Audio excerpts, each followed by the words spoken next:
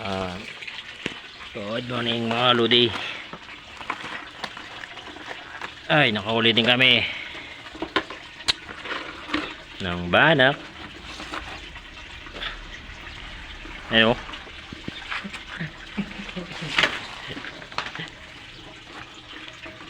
Tatlo. I love you.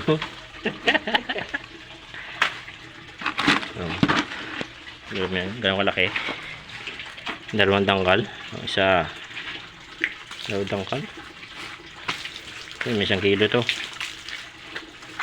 May 2 kilo to higit. Plus alimasag pa. Diba?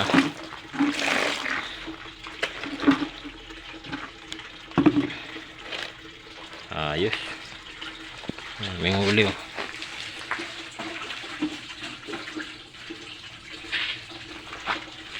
Ay, kahuli din sa wakas ang aming ginahabol, aming ginahunting. Taba na to si Maris oh. Kung nakahuli ka siguro sa kawil ng ganito, no? Katuwa siguro yun. Kaya nga, hindi pa na naranasan yun eh. Mga wilang ganda, yung ang pamain ano. Nakatapig na yun. Biro mo yun, ganito. Nahuli pa natin yung iba no. Pangataka. Pakalaki pa naman yung iba oh. Talon nga. Oh. Kung ganito lang, kaya? Kaya? Ay ganito. Malalaki pala. Kabibigat eh. Tagos talaga yun. Ganyan. Oo. Hindi nga ito katitig. Ha? Hindi tumitig. Ito isa, titig to, no? Ito wala. Dito lang, nagbulubod lang. Nag-style, sibot. Masyado na kinumot niya yung ano. Oo, kinumot niya. Dapat palang ginawa natin kanina, no? Yung may ganon, hindi natin nila. Tigil na natin doon bago ging kalabog natin sa loob. No? Hindi ba natin akalain namin doon mga piko din yan. Pero kung makapal yung natin lambat ah. Dikit-dikit yan sila lahat.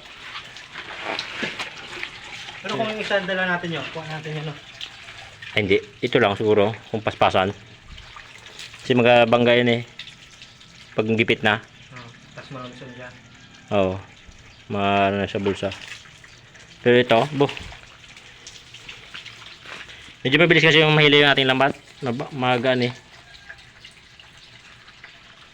Pero kung ito lang, hindi na siguro ganito natin muli ngayon ah. Hindi lang eh. Tama. Sabi nga yun, pati maliliit nga isda. Matik yun. May higit pa 2 kilo to. Ito may 1 kilo to eh. Plus ito pa.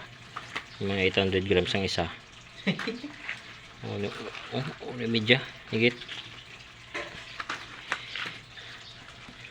Pero niya. Banak. Mulit fish. Dito rin nakain ng bao namin. Jollibee ko naman. Ang lagayan. Ang lagayan. Jollibee. Walang pusit eh.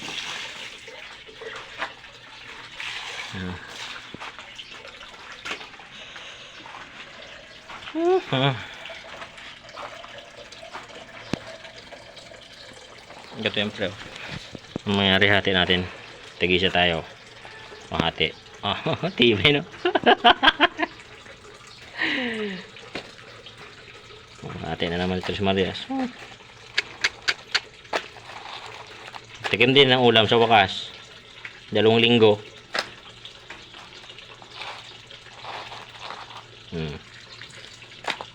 Party na.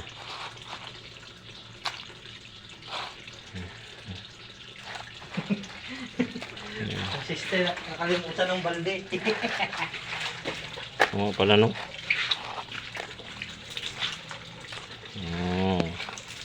Pang ulam lang. Painis mo na, painis. Ang painis, walang benta. Ulam mo na to, ulam.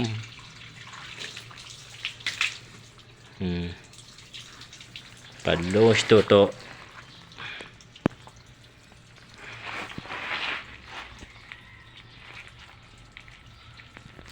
Okay.